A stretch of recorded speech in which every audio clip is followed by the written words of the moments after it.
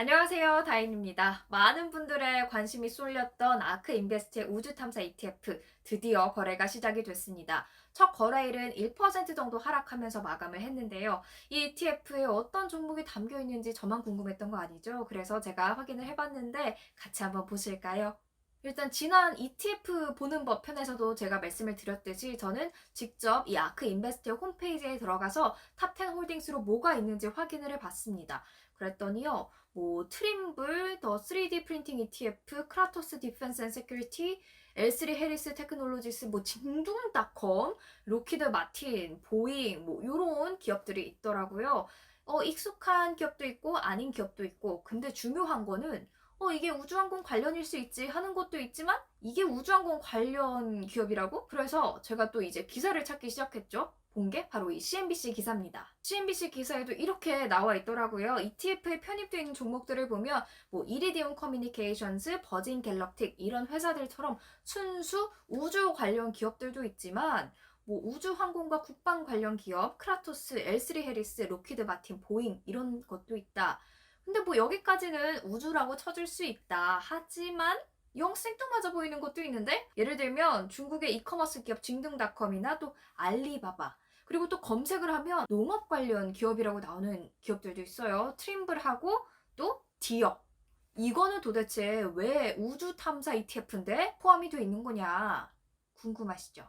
그 이유를 아크 인베스트 애널리스트 샘 코러스가 설명을 해줬습니다. 넷플릭스로 예를 들었는데 이 넷플릭스도 이 우주 탐사 ETF의 1.28% 정도의 비중으로 담겨져 있거든요. 아니 도대체 왜? 왜냐면요. 현재 미국에만 브로드밴드에 접속할 수 없는 사람들이 4천만 명이 있다고 합니다. 근데 이 사람들이 브로드밴드에 접속이 가능해지면 넷플릭스를 이용할 수도 있다. 근데 이 브로드밴드 위성으로 가능해질 수 있다. 위성은 우주 관련 기술 아니냐. 그러면 우주 관련 기술로서 넷플릭스의 실적이 올라갈 수 있는 거 아니냐. 그러니까 우주 탐사 ETF지만 그 기술 덕을 볼 수 있는 넷플릭스도 포함을 시킨 거다.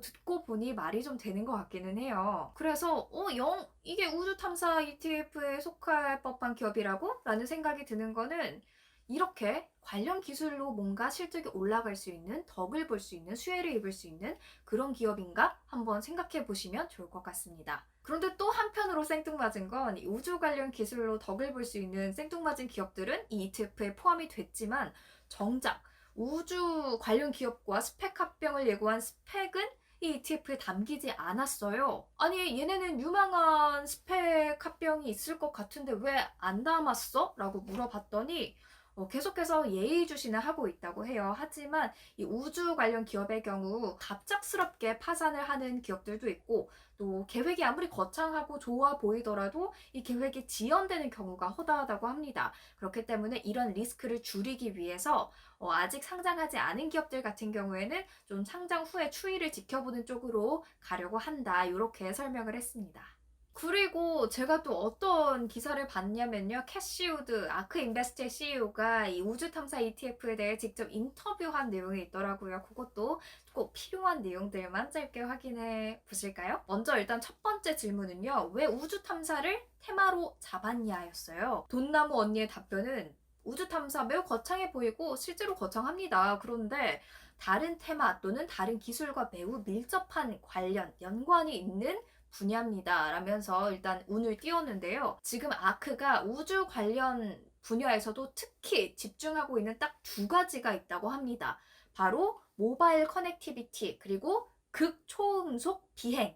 이 두 가지에 매우 집중을 하고 있다고 해요. 그러면서 많은 사람들이 우주 탐사, 우주 이런 거를 하면 뭐 달나라 여행 가기, 우주 관광하기 이런 것만을 생각을 하는데 우주 관련 분야에 있어서도 모바일 커넥티비티와 극초음속 비행 관련 분야가 향후 5년 동안 가장 빠르게 발전을 하고 그만큼 수익이 많이 나는 분야가 될 것이다 라면서 이 두 가지 테마를 잡은 이유를 설명했습니다. 그러니까 여기서 우리가 알아야 할 거는요. 우주 탐사 ETF라는 이름을 가지고는 있지만 막연하게 달나라 여행, 우주 관광, 화성 탐사 뭐 이런 거에 관련됐다기보다는 실질적으로 우리 현재 여기 실생활에서 접목할 수 있는 관련 기술들에 조금 더 집중하고 있다. 이것 꼭 참고하셔야겠습니다.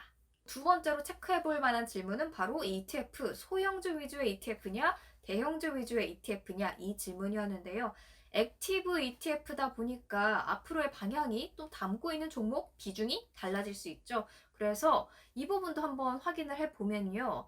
돈나무 언니가 큰 아이디어를 실행시키기 위해서는 큰 기업들도 필요하다면서 대형주를 포함하지 않을 거야. 이런 생각은 없어. 이렇게 밝혔습니다. 그래서 아마존도 있고, 그래서 로키드 마틴, 그래서 보잉도 있는 거야. 이렇게 설명을 했는데, 아마존, 로키드 마틴, 보잉 같은 경우에는 이미 드론 관련 분야에서 활약을 하고 있고, 드론도 우주 산업에 있어서 매우 중요한 부분이다. 라면서 투자의 적합성을 좀 이야기를 했고요. 하지만 뭐 소형주도 있다. 이렇게 설명을 했습니다. 그리고 이어서 답변한 것 중에 뭐 소형주, 대형주에 대한 답변은 좀 아닌 것 같지만 왜 생뚱맞은 기업들이 있는 거지? 라는 것에 대한 답변이 좀 될 것 같은 부분인데요. 왜 트림블 같은 회사가 있는 거냐라고 물었더니 트림블 같은 경우에는 위치 기반, 뛰어난 GPS 기술을 갖고 있기 때문이라고 했는데요. 이 자율주행 기술이 발전하려면 GPS가 필수적이기 때문에 우리가 트림블을 담았어 라고 설명을 했고 또 징둥닷컴도 탑10 홀딩스에 들어있거든요. 징둥닷컴의 같은 경우에도 이 드론을 이용해서 공급망 관리를 잘 하고 있기 때문에 그런 기술력을 높이 평가해서 담았다. 이렇게 설명을 했습니다. 사실 버진 갤럭틱 같은 경우에는 뭐 순수 우주 관련 기업이라고 할 수 있기 때문에 많은 분들이 이거는 꼭 크게 들어갈 것 같아 라는 생각을 하셨을 수도 있는데 오히려 비중이 그렇게 크지 않아요. 그래서 그거는 왜 비중이 안 커? 라고 물었더니 우리가 중요 사업이라고 생각하는 부분 앞서 두 가지 이 모바일 커넥티비티 그리고 극초음속 비행인데 그거에는 부합하지 않기 때문에 비중을 좀 적게 가져갔어. 이렇게 설명을 했습니다. 우주 관련 ETF가 아크 인베스트의 우주 탐사 ETF만 있는 건 또 아닙니다. 프로큐어 스페이스 ETF라고 티커가 UFO인 ETF가 또 있는데요. 돈나무 언니가 그러면 이 UFO ETF랑 너네 ETF랑 뭐가 달라? 라는 질문을 받았을 때 뭐라고 답변을 했냐면 UFO는 좀 소형주 위주로 구성이 돼 있다. 대형주도 있지만 상대적으로 대형주의 비중이 적고 소형주의 비중이 커. 그리고 탑10 홀딩스를 보면 위성 라디오, 위성 TV 위주로 구성이 돼 있어. 그런데 우리는 그 시장은 좀 포화된 시장이라고 생각해. 성장성이 좀 없는 시장이라고 생각해서 그런 관련 기업들은 크게 담지 않았어. 실제로 겹치는 종목만 보면 트림블, 이리디움 커뮤니케이션스, 가민 이 세 가지밖에 없어. 게다가 UFO 이 ETF는 극초음속 비행에도 관심이 없어. 그러니까 우리랑은 좀 달라 라고 말했습니다. 관심 있으셨던 분들께 조금이라도 도움이 됐길 바라면서요. 이번 영상은 여기서 마치도록 하겠습니다. 감사합니다.